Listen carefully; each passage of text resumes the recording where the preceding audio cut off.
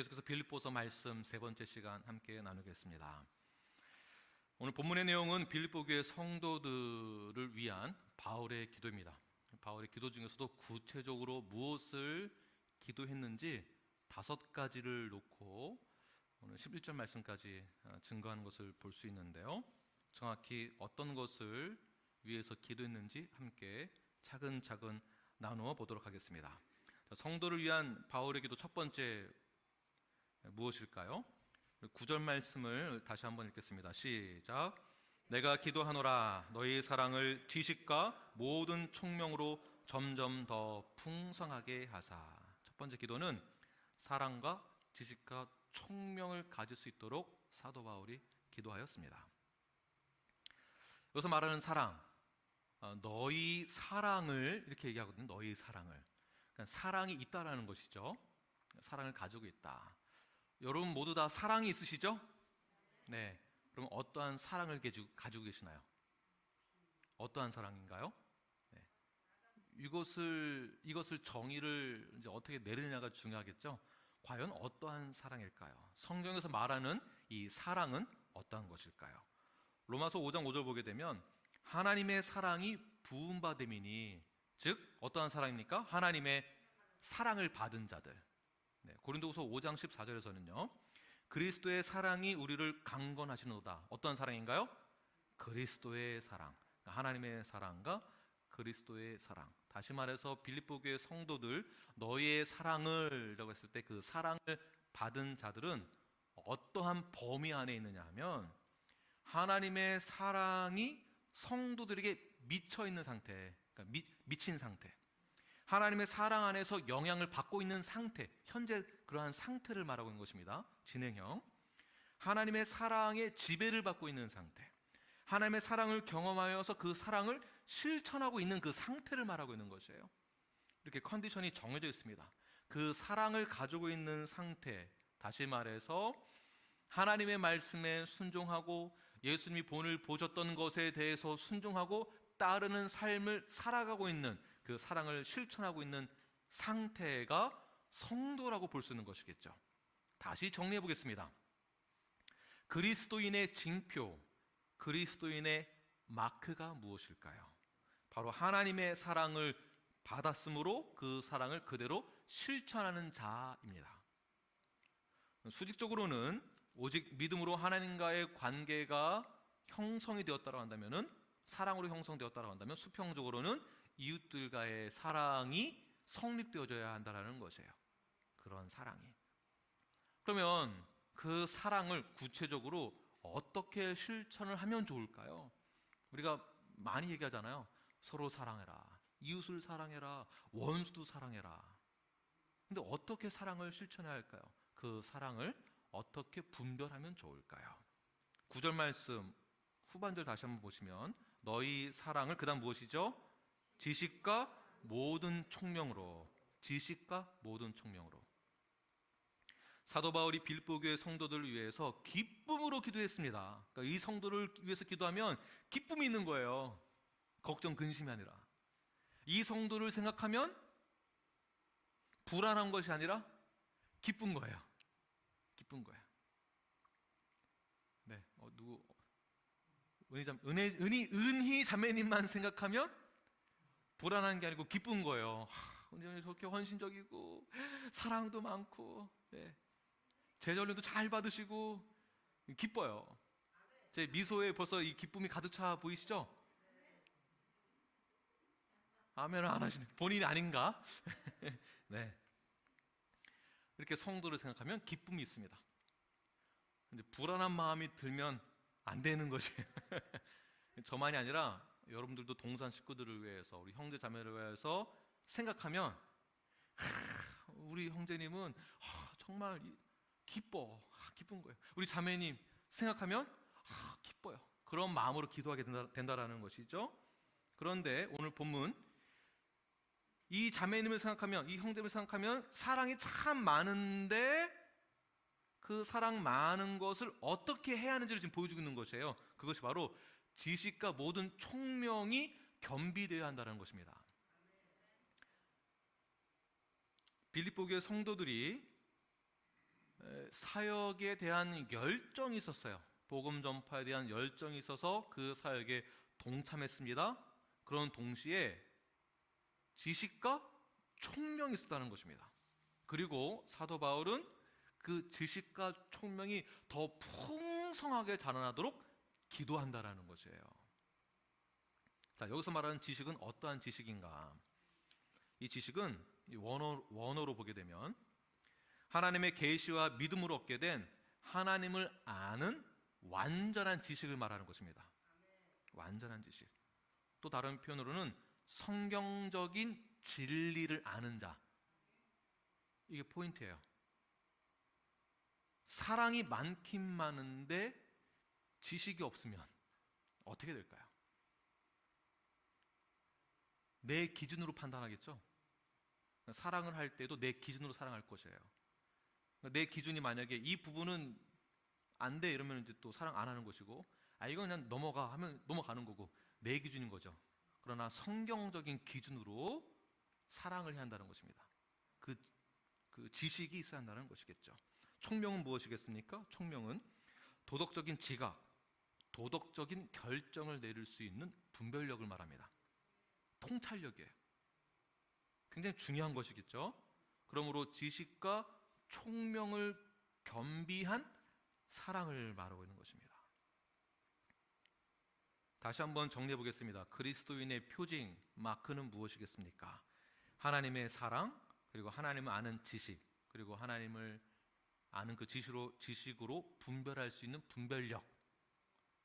이것을 겸비하고 있는 자가 그리스도인이다라고 볼 수 있는 것이에요. 이걸 그대로 적용하십시오. 그냥 무턱대고 사랑하는 거 말고 어떠한 사랑의 기준으로 사랑을 실천할 것인지 그 기준이 성경대로 실천되어야 합니다. 내 기준이 아니라. 요한 2서 1장 10절 말씀을 함께 읽겠습니다. 시작.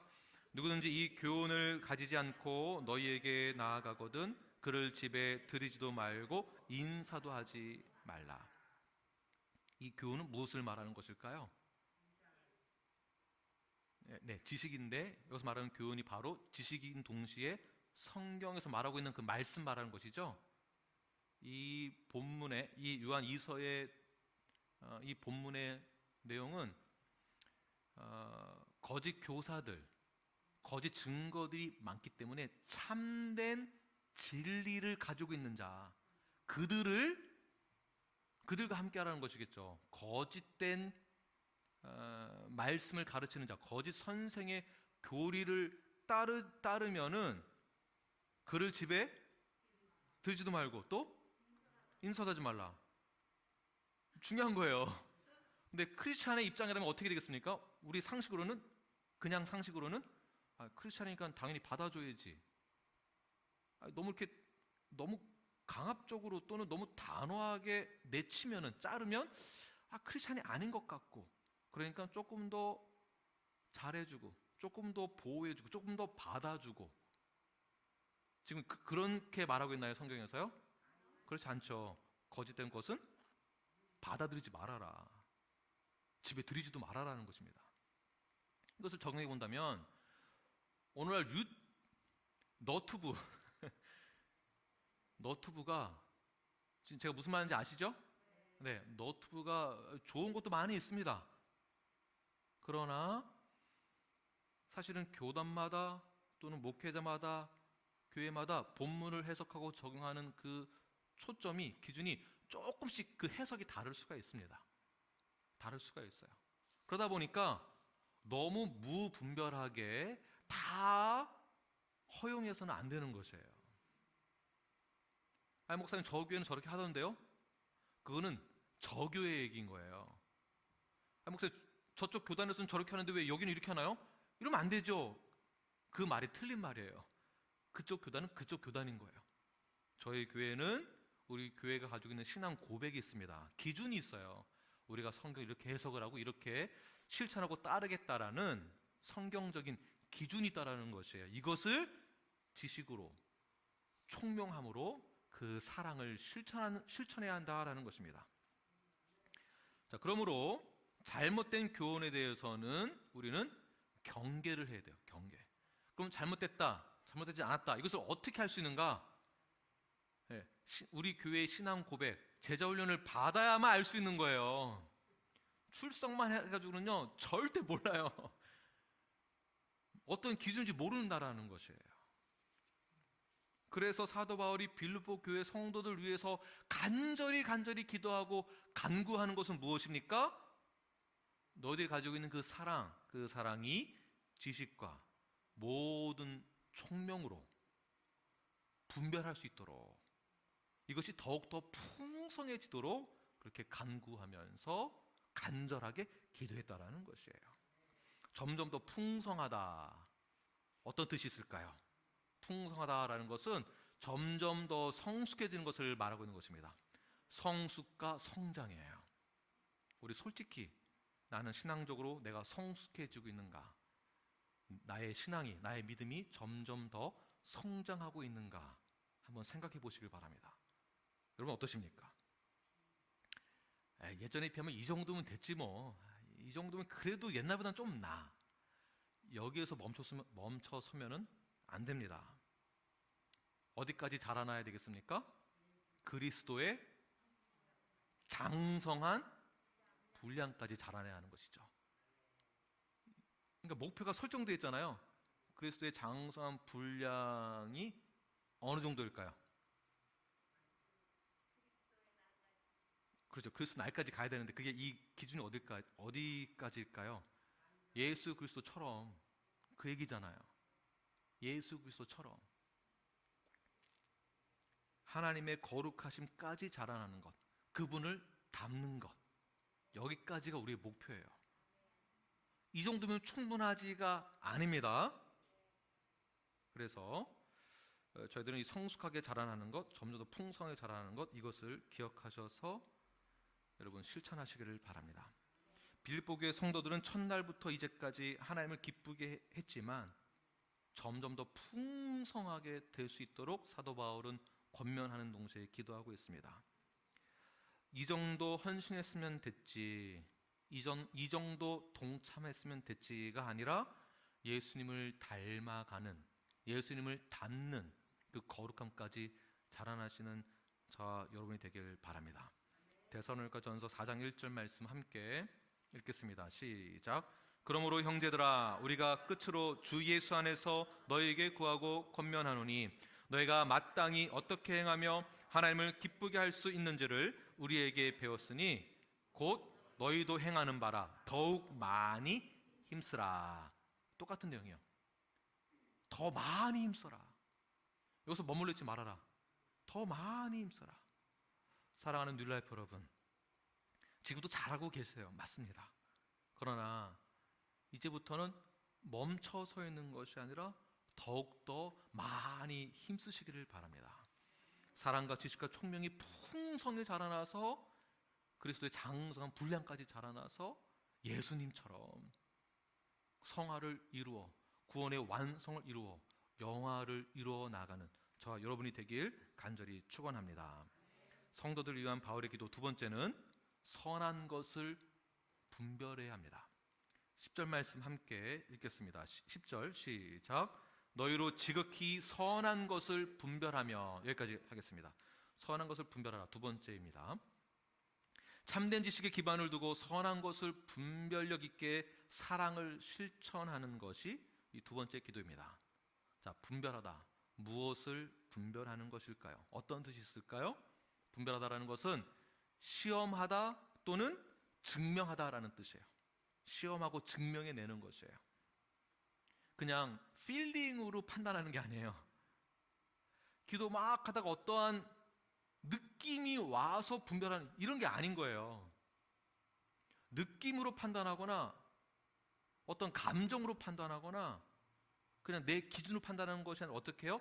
시험해보고 증명할 수 있어야 한다는 것이에요. 무엇을 통해서? 성경을 통해서. 그러니까 성경에 있는 대로 검증을 해야 한다는 것이겠죠. 분별을 해야 한다는 것입니다. 내 필링이 아니라, 우리가 착각하는 게 있어요. 기도 막 하다가 갑자기 어떤 생각이 딱 들어갔어요. 그러면 이건가? 이게 맞는 것 같아. 이런 식으로 분별한다라는 것이에요. 굉장히 문제가 많이 있을 수 있습니다. 가능성이 많아요. 그런 가능성이. 문제가 많을 가능성. 맞을 수도 있겠지만 더 정확한 것은 무엇이 정확할까요? 분별한다라는 것은 성경에서 말하는 것을 그대로 시험해보고 증명할 수 있는 거예요. 증명할 수 있는 것. 다시 말해서 어떠한 중요한 것이 있으면 그 중요한 것을 시험해서 증명해내는 것입니다. 즉 선한 것을 분별한다라고 했을 때에는 선한 것 중에서도 최선의 것이 무엇인지를 시험해서 증명하는 거예요. 최선의 것으로 시험해보고 증명해내는 것. 선하다라는 것을 내 필링으로 판단해서 하는 것이 아니라 내 감정이 아니라 이모셔널하게 너무 이모셔널하다 보니까 성경과 다르게 나갈 수 있거든요. 이거는 맞는 것 같지만 성경적이지 않습니다. 너무 냉혹합니다. 너무 냉철합니다. 너무 단호합니다. 아니에요. 성경에서 그렇게 말하고 있지 않습니다. 그냥 아닌 건 아닌 거예요. 자, 선한 것 중에서 최선의 것이 무엇인지를 시험하기 위해서는 또 뭐가 필요할까요? 첫 번째 말하고 있는 것, 지식과 총명이 있어야 하는 것이겠죠. 그래야 분별할 수 있다는 것입니다. 성경을 모르는데 어떻게 분별할 수 있겠습니까? 성경을 모르니까 계속 필링으로 가는 거예요.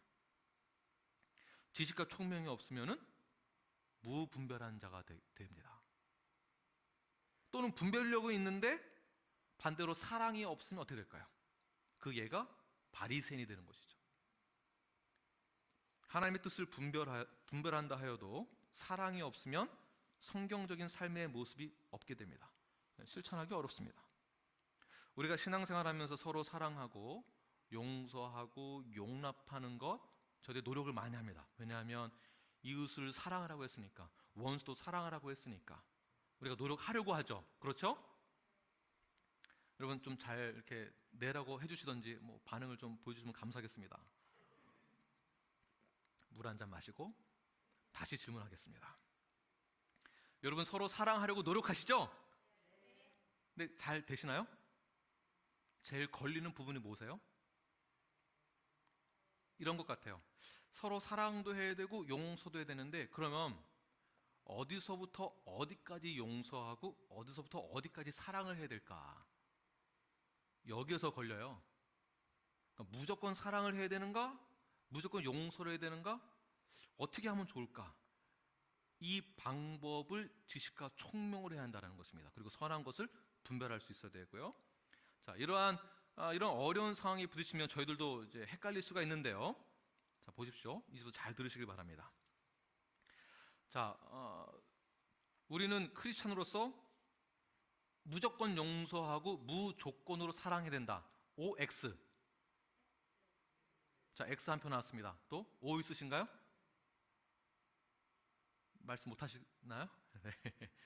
이제 잘 들으세요. 예수님 십자가에서 우리의 모든 죄를 위하여서 죽으셨어요.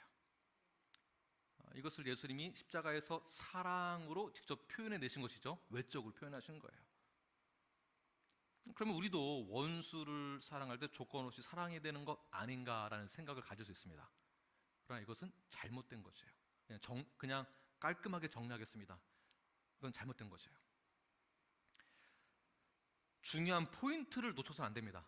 틀린 말인지 아닌지 잘 갸우뚱할 수 있지만 이 포인트가 중요합니다. 무슨 포인트냐 하면 우리가 어떠한 자인지를 생각해 보셔야 돼요.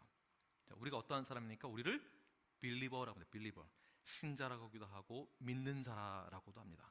그러면 우리는 무엇을 믿는 것인가요? 무엇을 믿습니까?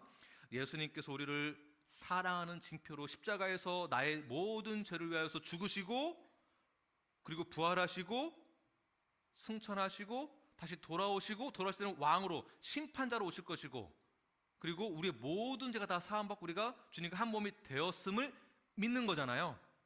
그 믿는다는 것도 안에 내가 죄인이었음을 믿는 거예요. 내가 죄인이었음을 시인하는 거예요. 그래서 예수를 믿는다라는 것에 대해서는 내가 죄인인 것을 믿는다도 포함되는 것입니다. 이 말은 나의 죄를 고백했다라는 것이에요. 그러니까 회개가 있었다라는 것을 말하고 있는 것입니다. 그래서 예수님을 믿는다, 십자가를 믿는다, 십자가의 보혈을 믿는다, 예수님의 사랑 안에 포함되어진 그 컨디션이 뭐냐면 내가 죄인인 것을 고백하고 회개하고 그 죄를, 모든 죄를 사하여 주신 분이 누구십니까? 예수 그리스도. 그리고 우리가 예수님의 몸에 접붙임되어서 한 몸이 되었다. 이게 정의예요. 그러므로 내가 죄인인 것을 회개해줘. 그리고 예수님이 나의 모든 죄를 사하여 주신 것을 믿는 것이고, 그래야 하나님의 사랑과 은혜의 범주 안에 들어가게 되는 것입니다. 근데 만약 이것을 믿지 않는다면 이 범주 안에 들어갈 수 없는 것이에요. 그래서 전도하는 거잖아요. 예수 믿으라고, 그 사랑의 범주 안에 들어가자고, 은혜 안으로 들어가자고, 그래서 전도하는 거예요. 믿지 않는 자들이 그냥 교회에 출석한다라고 해서 믿는 자라고 할 수 없습니다. 왜냐하면 회개를 하지 않았기 때문에. 이 말은 믿지 않는다는 얘기예요. 내가 무슨 죄가 있어? 라는 얘기거든요. 다시 말해서 죄를 고백하지 않고 나의 죄를 인정하지도 않고 회개하지 않는다면 이러한 자들을 그냥 덮어두고 용서해주고 덮어두고 사랑을 할 수 없다라는 결론에 도달하게 되는 것입니다. 지식과 총명을 가지고 선한 것을 분별할 수 있어야 됩니다. 죄를 그냥 덮어두고 용서해주면은요, 모든 성경의 기반이 다 흔들려져요. 교회의 기준이 없어져요. 그건 교회가 아니라, 교회의 정의는 믿는 자들의 모임이에요. 그래서 교회를 Believer Church라고 하는 거예요. 우리 전부 다 빌리버들이에요. 그래서 믿지 않는데 어떻게 성도라고 할 수 있겠습니까? 그러므로 선한 것을 분별한다라는 것은 참됨이 있고 거짓이 있는데, 이것을 지식과 총명을 가지고 선한 것을 분별하여서 최고의 것을 찾아내야 하는 것이에요. 참됨과 거짓 중에 무엇을 선택하시겠습니까? 여러분의 지식과 총명을 가지고 어떻게 분별하시겠습니까? 선택은 무엇이죠? 참됨 하셔야죠. 참됨. 거짓을 선택해 놓고서는 덮어주고 사랑해주자, 이런 게 없다라는 것입니다. 그러므로 우리는 지극히 선한 것이 무엇인지를 분별해야 됩니다. 지극히 선한 것이 무엇인지 분별할 수 있어야 되며, 지극히 성경적인 것이 무엇인지를 분별할 수 있어야 돼요. 감정이나 필링으로 하는 게 아니에요. 우리는 지극히 하나님이 원하시는 것이 무엇인지를 분별할 수 있어야 됩니다. 감정이나 필링이 아니라 성경적으로.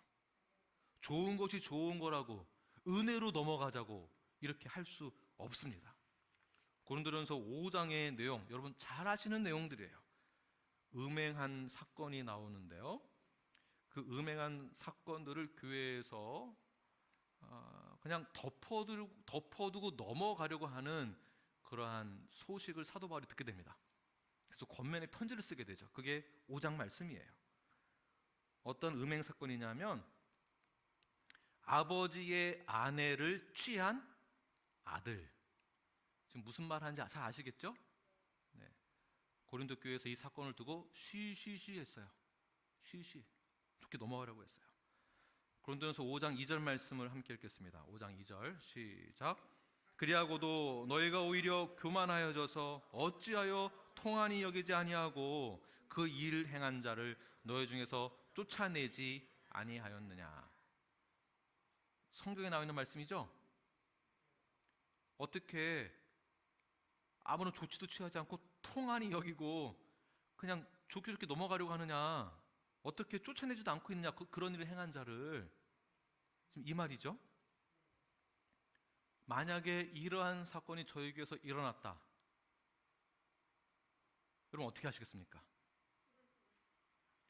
수근수근 하시겠어요? 네. 자, 수근수근 한 표. 또 우리 제자훈련 받고 계시는 우리 하슬자매님 고개 숙이고 계시네. 어떻게 하시겠습니까? 참됨과 거짓 중에 무엇을 선택하시겠습니까? 성경적인 것을 선택하는 것은 참된 것으로 선택해서 어떻게 되겠죠? 그러면 말씀하세요. 7위 하실 거예요? 네, 7위 한 표 나왔고 수근거림 한 표 나왔고, 네, 선택을 잘 하시길 바랍니다. 좋은 것이 좋은 거라고 모른 척하고 넘어가는 게 상대방한테도 좋고 나한테도 좋고 서로 무안하지 않고 이게 제일 상책이다. 이런 분 한번, 이렇게 생각하시는 분 한번 일어나 보세요. 역시 한 분도 없으시네. 대단하십니다. 자, 그렇다면 어떻게 하는 것이 하나님이 원하시는 것이며 어떻게 하는 것이 사랑과 용서의 방법일까요? 여러분 같으면 이런 상황 가운데에서 어떻게 하시겠습니까? 어떻게 하는 것이 성경적인 해결 방법일까요? 고린도전서 5장의 내용들을 보게 되면 또 9절 말씀에서 이렇게 이야기하고 있습니다. 음행하는 자와 사귀지도 말라. 10절 말씀에서는 탐하는 자, 속여 빼앗는 자, 우상 숭배하는 자와 사귀지도 말라. 11절 모욕을 하거나 술 취하거나 이러한 자들과도 함께하지 말라. 함께 먹지도 말라. 목사님, 술 취하는 거 뭐 한두 잔 정도 저는 안 취해요. 그러니까 한두 잔은 괜찮아요. 그렇게 말하는 것도 성경적이지 않다라는 것이에요. 그러면은 음행하는 자의 기준은 어떤 기준이 있습니까? 이 기준 어떻게 따질 거예요? 이 기준을 손만 잡았어요. 이걸로만 하실 거예요? 안 된다라는 것이에요. 뭐 손도 안 잡고 눈만 마주쳤어요. 눈으로만 우리는 이미 생각으로 벌써 죄 다 줘놓고서는, 그러니까 그렇게 말씀하시면 안 된다라는 거죠. 술 안 취했으니까 괜찮아, 이게 아닌 거예요. 그냥 초반부터 막으시는 거예요. 초반부터 성경에 기준이 있으니까. 고린도전서 5장 13절 말씀 우리 함께 읽겠습니다. 시작. 밖에 있는 사람들은 하나님이 심판하시려니와 이 악한 사람은 너희 중에서 내쫓으라. 그러니까 교회에서 뭐 하고 있느냐? 이 세상 사람들은 알아서 할 거야. 법이 있으니까. 교회 안에서는 어떻게 할 거냐? 교회 안에서 어떻게 할 거냐? 반드시 필요하다면 치리가 있어야 된다. 권면이 있어야 된다. 더 나아가서는 징계도 있어야 된다. 징계도. 우리는 예수 그리스도의 몸에 접붙임된 지체입니다. 한 몸이 되었습니다. 내 팔이 지금 썩어져 가고 있는데 눈 감아두고 괜찮겠지 하고 넘어갈 수 없다라는 것이요. 치료를 해야 되잖아요. 치료를. 그래서 지극히 선한 것이 무엇인지를 분별하되 그 사랑은 지식과 총명을 통해서 분별해야 한다는 것입니다. 세 번째, 바울이 빌보 교회 성도를 향한 기도는 무엇인가? 10절 말씀 후반절 보게 되면 또 진실하여, 시작. 또 진실하여 허물 없이 그리스도의 날까지 이루고. 자, 또 진실하여. 자, 진실하다라는 것은 순수한 성실성이에요. 순수한 성실성. 순수하다라는 것은 1%의 불순물도 포함되어 있지 않은 순수한 상태의 성실함. 100%의 성실함. 와, 이 기준이 높죠? 100%의 성실함. 이 100%의 성실함이 있어야만 허물 없이 그리스도의 날까지 이른다라는 것이겠죠? 진실한 자에게서 나오는 결과물이 무엇입니까? 허물이 없어야 한다는 것이에요. 그 결과물은 하나님 앞에 섰을 때 거리낌이 없는 상태가 돼야 돼요. 한번 보세요. 유난히 오늘따라 아이들이 말을 잘 들을 때가 있어. 너무 과하게. 원래 평상시의 반응은 조금 점수를 많이 줘도 이 정도인데 이상하게 과하게 내 아빠 이럴 때 있어요. 내 아빠. 그 뭔가요? 뭔가 있다니까요. 뭔가 있는 거예요. 찔리는 게. 정확히는 모르겠는데 내가 모르는 찔리는 게 뭐가 있으니까 스스로 내 아빠, 네, 말 잘 들을게요. 갑자기 찔리는 게 있다는 것입니다. 그러나 우리는 어떻게 해야 되겠습니까? 진실한, 순수한 그 성실성이 100% 돼가지고 하나님 앞에 섰을 때 거리낌이 없는 상태가 되도록 자라나야 한다는 것이겠죠. 그만큼 이것을 위해서 사도 바울이 성도를 위해서 기도하고 있다는 것입니다. 자, 진실의 반대로는 무엇입니까? 불성실함이요. 불성실함. 성경대로 순종하고 살아가는 성도는요, 하나님 앞에 거리낌이 없습니다. 그러나 불성실한 자들은 뭔가 찔리는 게 있는 거예요. 뭔가가. 그러므로 성도는 지극히 사는 것이 무엇인지를 사랑과 지식과 총명함으로 분별하고 서로가 하나님 앞에 온전히 세워질 수 있도록 서로가 그렇게 권면해야 하는 것이에요. 진실한 성도가 될 수 있도록, 거리낌이 없는 상태가 될 수 있도록 계속해서 권면해야 됩니다. 이것이 멤버십이에요. 이것이 약속하는 거예요. 그렇게 하겠다고, 멤버십에서 약속하겠다고 하는 것이, 사인한 것이, 이것을 성경의 말로는 언약이라고 합니다. 언약. 여러분들이 사인하신 것은 하나님과 맺은 언약과 같은 것이에요. 그러니 멤버십이 얼마나 중요하겠습니까? 얼마나. 성도가 서로에도 우리가 교제할 때에도 이런 질문들을 사실 많이 해야 돼요. 이번 한 주간 동안 거리낌이 없는 삶을 사셨습니까? 또는 직설적으로는 당신은 구원의 확신이 있으세요? 이 질문을 계속 해야 돼요. 당신은 빌리버가 맞으세요? 이 질문을 해야 돼요. 특히 가정에서는요, 자녀들에게 계속 질문해야 돼요. 계속 질문해야 돼요. 예수님 누구시니? 너는 누구니? 넌 누구냐? 이 질문을 계속해야 돼요. 부부 사이에서도, 두 분 사이에서도 질문해야 돼요. 자기 빌리버 맞아? 맞아 라고 답변을 들어야 돼요. 진실되게 말할 수 있어야 돼요. 부부 사이에서도, 그리고 동산에서도. 이게 교회이고요, 이게 멤버이고요, 이게 진짜 하나님 찾으시는 교회입니다. 하나님 찾으시는 교회. 고린도 교회 같은 문제가 있었을 때 그런 문제들이 우리에게도 일어나게 된다면 우리가 서로 사랑하는 마음으로 성도를 위해서 당연히 그렇게 말을 할 수 있어야 되는 것입니다. 거리낌이 없는 상태가 될 수 있도록. 진짜 크리스찬 맞습니까? 그렇다면 돌아오십시오. 회개하십시오. 회개로 인도해야 한다는 것이에요. 하나님 앞에 섰을 때 거리낌이 없도록, 허물이 없는 상태가 될 수 있도록 권면하고, 필요하다면 치리도 하고, 필요하다면 징계도 해야 하는 것이에요. 징계도. 만약에 고린도전서 5장에 있는 내용이 우리 교회에서 일어났습니다. 우리가 좋은 게 좋은 거라고 덮어두고 넘어갔어요. 세상에서 봤을 때, 야, 저 교회는 나보다도 도덕성이 약한 교회네.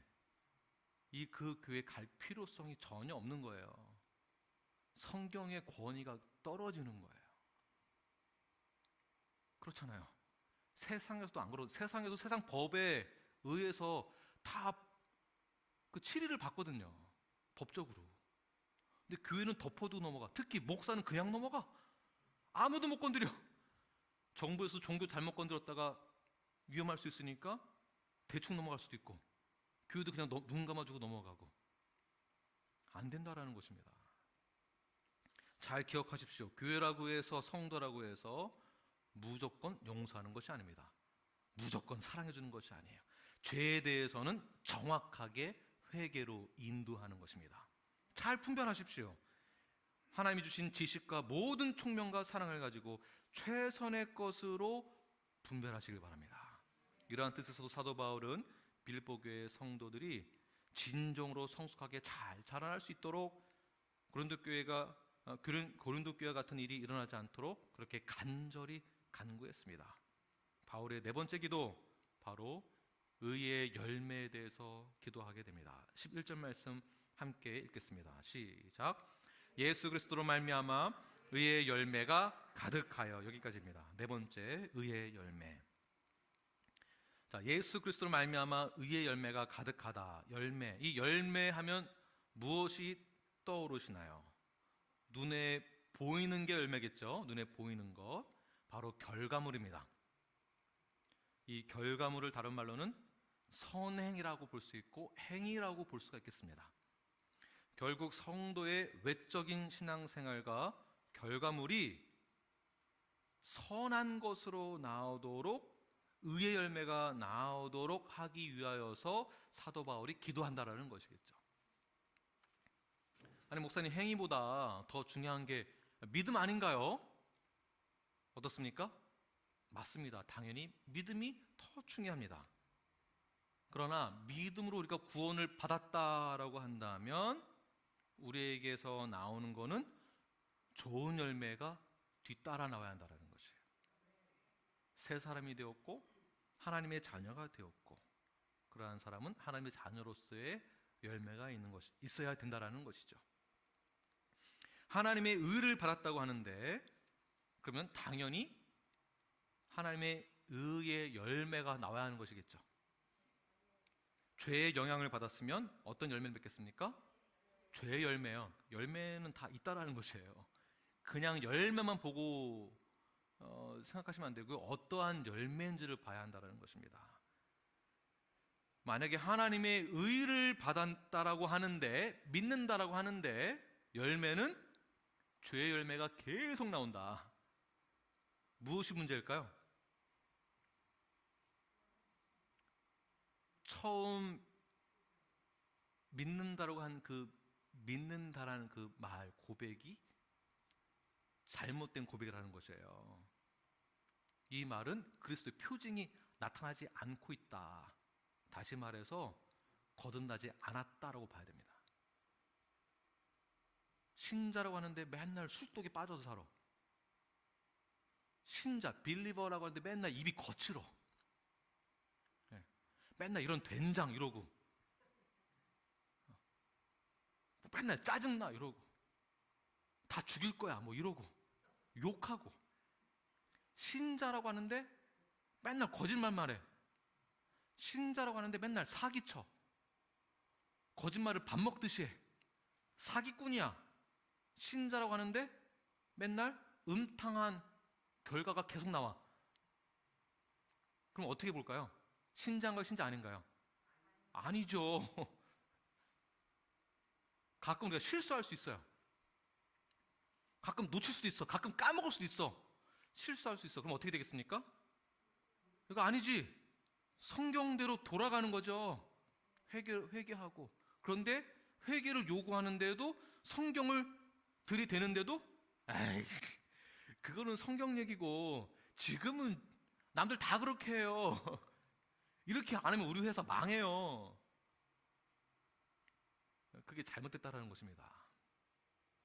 하나님의 의를 받았으면 당연히 의의 열매가 나와야 하는 것이에요. 새 사람이 되었으면 새 사람으로서 살아가야 한다는 것입니다. 하나님과 성도 사이에서 세워진 관계로 인해서 산출되는 것이 무엇입니까? 어떤 열매입니까?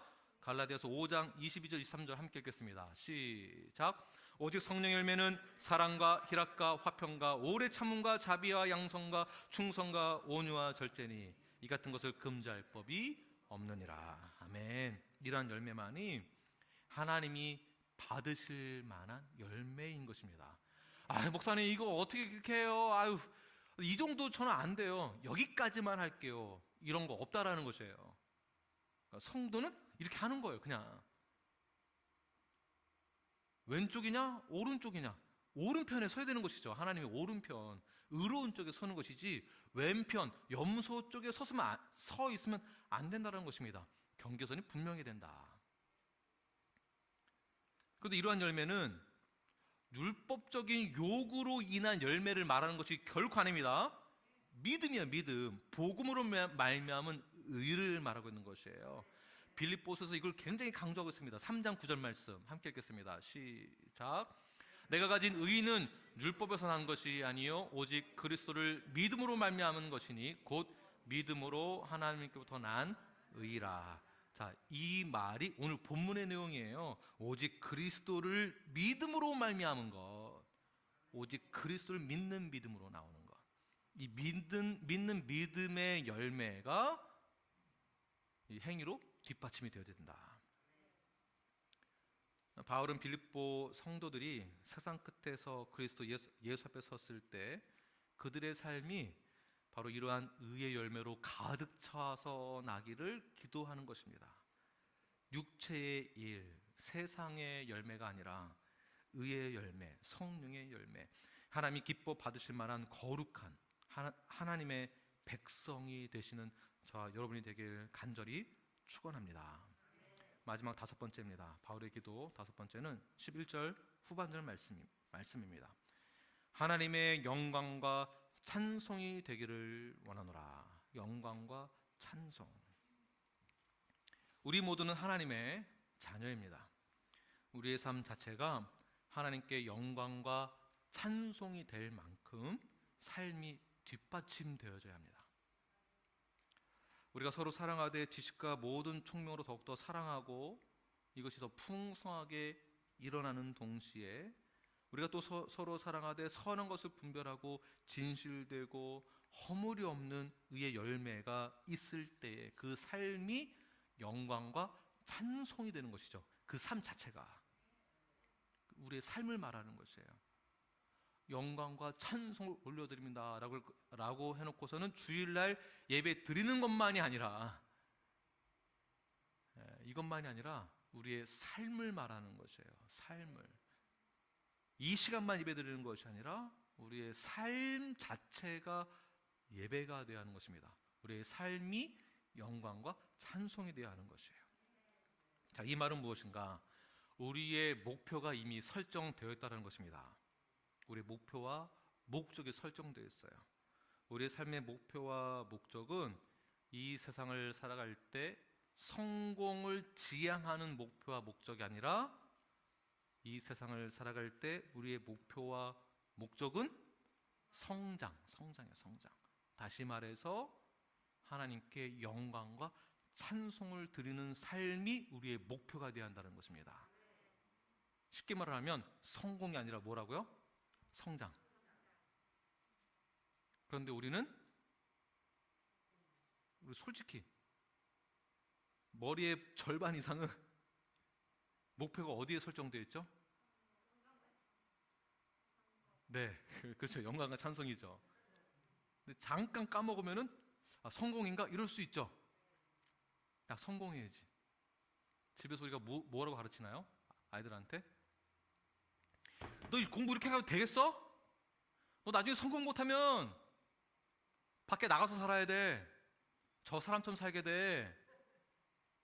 저렇게 안 되려면 성공해야지. 그러니까 공부 잘해야지. 이게 우리의 목표가 되어 있어요. 근데 이런 말은 또 안 해. 우리는 성장해야 돼. 너가 공부를 해야 하는 이유는, 우리가 이 세상을 살아가는 이유는 하나님께 영광과 찬송이 되기 위함이야.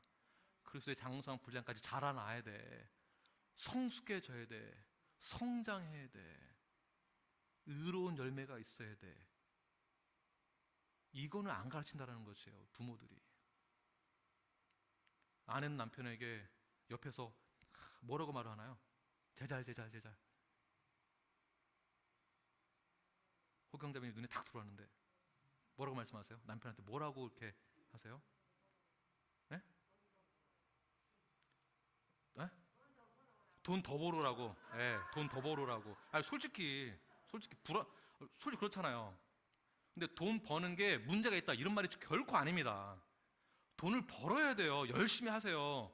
최선을 다해서요. 그런데 본이 되어야 한다는 거죠. 본이. 성경적인 삶이 있어야 한다는 것이고, 그러나 우리의 원래의 목표는, 원래 우리의 목적은 영광과 찬송이 되는 데 있다는 거죠. 그래서 남편한테 옆에서 제잘 할 때에는 당신은 하나님께 영광을 돌릴 수 있을 만한 사람이에요. 당신의 삶은 하나님의 찬송이 될 거예요 라고 말을, 격려를 계속하는 것이지 옆에서 따발총을 쏴서는 안 된다는 것입니다. 이사야서 43장 21절 말씀 함께 읽겠습니다. 시작. 이 백성은 내가 나를 위하여 지었나니 나를 찬송하게 하려 함이니라. 아멘. 자, 목적이 뭐라고요? 우리는 하나님의 형상대로 지음받았습니다. 우리는 삶의 목적이 성공이 아니라 성장이고, 하나님께 그 내용은 하나님께 영광과 찬송이 되는 삶. 근데 이런 말을 들으면 어떤 분들은 이런 생각 갖는 분들이 계세요. 그럼 나는 이 세상에서 내가 좀 하고 싶은 것도 좀 하고 살고 싶고, 내가 즐기고 싶고, 그러면 너무 이걸 못하면 재미가 없는데, 이러면 무슨 낙으로 사나, 무슨 재미로 사나, 그래도 하나님이 내가 기쁘게 사는 것을 더 좋아하지 않을까, 이런 생각을 갖게 될 수도 있어요. 그러나 그것은 어떠한 생각이다? 사탄이 주는 생각이다.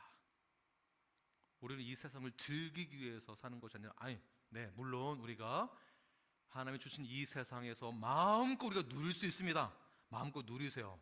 그러나 이게 목적이 되어서는 안 된다는 것이에요. 돈을 많이 버세요. 벌 수 있으면.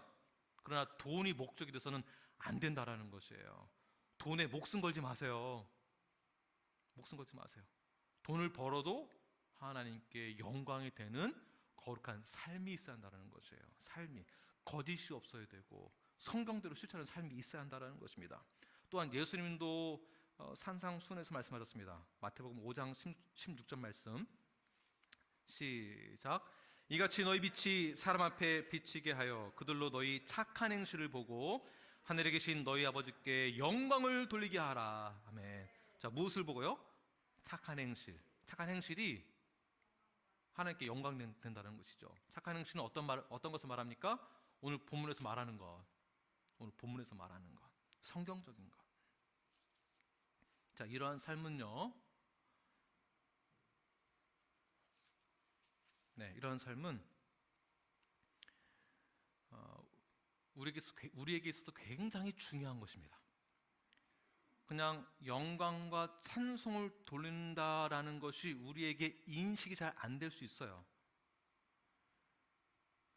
그러다 보니까 나하고는 다른 어떠한 분야, 나하고는 연관성이 없는 걸로 들리거든요. 그러니까 교회 와서 하나님께 찬송해야지, 예배 드려야지, 영광 돌려야지 라고 생각하는데, 이거는 삶과 직접적으로 연결이 되어 있어야 됩니다. 잘 들어보십시오. 우리의 삶 자체가 하나님께 영광과 찬송을 돌릴 만한 삶이 되고 있는가? 아니면 나의 삶 자체가 하나님의 이름을 욕되게 하고 있는가? 욕되게 하고 있는가? 한번 잘 돌이켜 보십시오. 한국의 어느 여성 우리 탤런트가, 방송인이 간증하는 그러한 코너가 있었는데요. 간증을 하다가 눈물 콧물 흘리면서 막 우는 거예요. 방송인데도 막 펑펑 우는 거예요. 그 간증의 내용이 뭐냐면, 제 친구한테 복음 전하고 전도도 하는데 친구가 교회를 안 나와요. 그래서 제가 계속해서 전도하고 계속 꼬시고 하는데도 안 나오길래 제가 계속 붙잡았더니, 하도 그러니까 친구가 하는 말, 너 진짜 알고 싶어? 내가 교회 안 나가는 이유를? 너 진짜 알고 싶어? 내가 교회 안 나가는 이유는 바로 너 때문이야. 너 때문에 안 나가는 거야, 교회에. 호경장님 죄송해요. 제가 이렇게 해가지고 네, 죄송합니다. 바로 회개하겠습니다. 네. 호경장님 보면 기쁨이 많습니다, 사실. 네. 교회가 그렇다는 거예요. 교회가. 오늘날 교회를 보면 덕이 안 돼. 내가 교회 안 나가는 이유는 너라는 말은 교회라는 얘기거든요. 다시 말해서 우리가 하나님의 이름을 욕되게 하는 삶을 살았다라는 것이에요. 자, 그러므로 하나님께 영광과 찬송을 돌리는 삶이 뒷받침되려면 어떻게 해야 할까요? 말로만 영광 찬송 이 얘기하지 말고, 말로만 말고 어떻게 하면 좋을까요? 실질적으로 어떻게? 잘 들으십시오. 우리의 신앙생활의 첫 발걸음을 내디딜 때에는 헌신으로 시작하는 거예요. 헌신. 옆 사람에게 말씀하세요. 헌신합시다. 네, 또 뒤에도 보시고 은희 자매님, 한번 보세요. 네, 말씀하시고, 또 해수자매도 뒤에 또 보시고, 어머니하고 같이 또 어머니도 말씀하세요. 하셨어요? 네, 혼자 계셔가지고 옆 사람이 없어서. 헌신이 중요합니다. 헌신. 처음 첫 신앙생활의 발걸음을 내딜 때, 믿음생활 첫 시작은요, 헌신이에요. 그 헌신을 다짐하고 결단하는 게 멤버십이에요. 사인하는 거고요. 여기서 말하는 헌신은 교회에서 봉사하는 거, 이거 말하는 거 아닙니다. 봉사도 포함되어 있긴 하지만 과거에 교회에서 봉사하게 하려고 이 헌신을 강조를 사실 많이 했어요. 봉사 많이 하면 하나님이 기뻐하실 거다. 봉사하세요. 헌신하세요. 그런데 더 중요한 것이 있습니다. 여기서 말하는 헌신은 내 삶에 대한 헌신이에요. 내가 예수님처럼 살아가겠습니다 라는 헌신이에요. 옛사람처럼 하지 않겠습니다. 다른 사람들이 그렇게 하더라도 나는 이렇게 안 하겠습니다. 헌신하겠습니다. 별거 아닌 것 같아도요, 이게 굉장히 중요합니다. 이걸 시작으로, 이 헌신을 시작으로 하지 않으면요, 썬데이 크리스찬 되는 거, 이게 썬데이 크리스찬이에요. 교회 출석만 하는 것. 너가 뭔데 나한테 그 얘기를 해? 뭐 교회가 여기만 있어? 다른 데도 있지. 다른 교회 가면 그만이지 뭐. 왜 나한테 뭐라고 그래? 그래서 멤버십이 중요한 거예요. 내가 간다고 가고 싶다 가는 것도 아니고, 내가 오고 싶다고 해서 마음대로 오는 것도 아니에요. 교회는요, 멤버, 믿는 자들의 모임은요, 헌신도 시작하는 것이죠. 내가 예수님처럼 살아가겠습니다. 내가 예수님처럼 살아가겠습니다를 서로 고백하고 서로 붙들어주는 거예요. 서로 격려하고 위로하고 그 사랑을 실천하고. 세상에서 내가 주님의 말씀대로 살아내기 위해서 발버둥 치는 것도 헌신이에요. 이것도 헌신이에요. 세상과 똑같이 살아가서는 절대로 안 됩니다. 나의 삶의 방식은 달라야 합니다. 이것이 헌신이에요. 제가 주중에 아이들하고 우리 패밀리 디보션 할 때에도 너는 빌리버다. 우리가 빌리버 가정이다. 그러면 학교에서 아이들하고 친구하고 놀 때 어떻게 해야 되겠니? 요즘에 우리 아이들이 좀 컸다고 학교 갔다가 친구랑 놀다가 늦게 오더라고요. 뭐 하다 오는지를 모르겠어요. 걱정이 돼요. 가정에서 교육을 시켜야 되는 것이죠. 만약에 친구가 마약을 들이내밀더라도 어떻게 되니? 뭐라고 말을 해야 돼? 나는 빌리버야. 그리고 그건 나쁜 거야. 내가 너를 위해서 기도할 거야. 만약에 친구가 너 무시하거나 같이 안 놀면 어떡할 거야? 그래도 나는 빌리버라고 얘기할 거예요. 이 교육을 계속 해야 돼요. 이것이 영광과 찬송을 돌리는 삶이 된다는 것입니다. 이런 헌신이 있어야 돼요. 친구들이 놀리고 껴주지 않고 이 그룹에서 벗어나는 그런 따돌리는 현상이 일어난다 할지라도요, 지키는 거예요.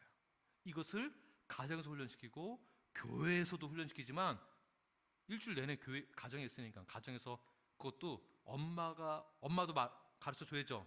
더 중요한 거는 아빠가 가르치는, 아빠가 아버지의 권한을 가지고, 권위를 가지고, 그 권위는 하나님 주신 권위니까 성경대로 가르쳐서 성경적인 삶을 살아낼 수 있도록 제가 적용한 겁니다.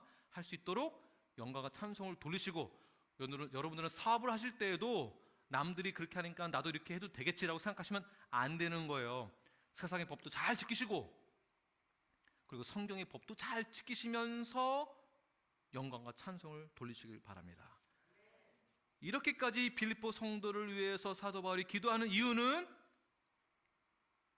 그들을 그리스도의 심장처럼 여겨서 사랑하기 때문에. 저 역시 여러분들에게 이렇게 말씀을 전하는 것은 여러분들을 사랑하는 그 마음으로 전하는 것입니다. 제가 커피 한잔 하시죠 라고 했을 때에도 무슨 뜻인지 아시죠? 그럴 때에도 사랑의 마음을 하는 거예요. 정말 사랑하지 않으면요, 덮어두고 넘어가게 돼 있어요.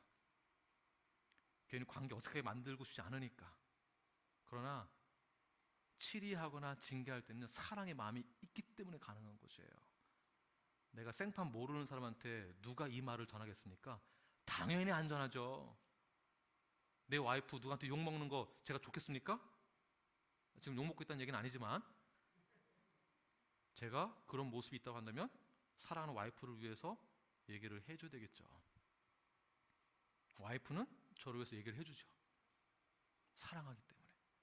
내 자녀를 위해서도 저는 얘기합니다. 이분 교회에서 성도를 위해서도 당연히 얘기해야죠. 당연히. 왜냐하면 우리의 목적은 하나님께 영광과 찬송을 돌리기 위함이기 때문에 그렇습니다.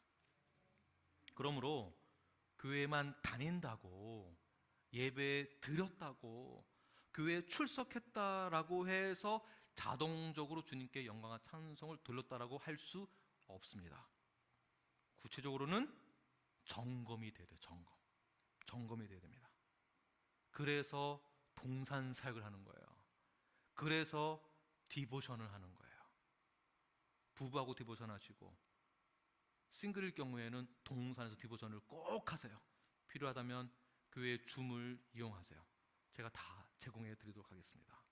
그리하여서 우리 서로가, 성도 사이에서는요, 서로가 사랑을 실천하되 지식과 모든 총명으로 더욱더 풍성할 수 있도록 그렇게 기도하시며 사역을 하시고, 서로 사랑하되 지극히 선한 것을 분별하고 진실되이 허물이 없는 의의 열매가 나타날 수 있도록 하나님께 영광과 찬송을 돌려 나갈 수 있는 삶이 될 수 있도록 이렇게 서로가 함께 사랑을 나누는, 실천하는 뉴라이프가 되길 간절히 축원합니다. 아멘. 기도하겠습니다.